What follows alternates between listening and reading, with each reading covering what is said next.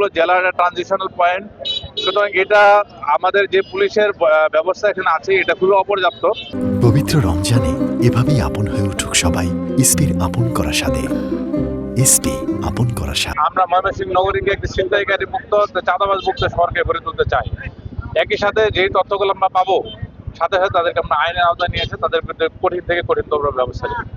এবং আমরা আপনাদের আশ্বাস দিতে চাচ্ছি যে আমরা এই বিষয়ে কাউকে ছাড় দেবো না, সে যেই হোক আমরা তাকে আইনের আওতায় নিয়ে আসবো। যেহেতু ঈদের সময় এখন তো অনেক লোকজন আসছে, বাইরে থেকে লোকজন আসছে, এখানে ছিনতাইকারীও যাত্রীর বেশি, ছিনতাইকারীও ব্যবসায়ীর বেশি, ছিনতাইকারীও বিক্রেতার বেশি এসেছে। এটা আমাদের জন্য খুবই কঠিন যে কে ছিনতাইকারী বা কে দুর্বৃত্ত। এখন জনগণের সহায়তা আমাদের দরকার। যখন যেখানে যে কোনো ঘটনা ঘটে তাৎক্ষণিকভাবে আমাদেরকে অবগত করলে আমরা তাদেরকে ধরে ফেলবো। আর একই সাথে আমাদের ইন্টেলিজেন্স টিম আছে, আমাদের সাদা পোশাকে পুলিশ আছে, আমাদের বিভিন্ন সিসিটিভি ফুটেজ আছে, ক্যামেরা আছে। আমরা সবই মিলিয়ে চেষ্টা করব যেন ময়মনসিংহ শহরে এই নেগেটিভ নিউজ আর না ঘটে, এবং যেগুলো ঘটেছে এগুলো যারা জড়িত তাদেরকে আমরা আইনের আওতায় নিয়ে আসবো। সবল সংকট, যেহেতু এখানে ময়মনসিংহ প্রায় 70 লক্ষ লোক বাস করে এবং সদর যেটা মহানগরী, এখানে লক্ষ লক্ষ লোকের যাতায়াত থাকে। এখানে অনেকগুলো জেলার ট্রানজিশনাল পয়েন্ট। সুতরাং এটা আমাদের যে পুলিশের ব্যবস্থা এখানে আছে এটা খুবই অপর্যাপ্ত।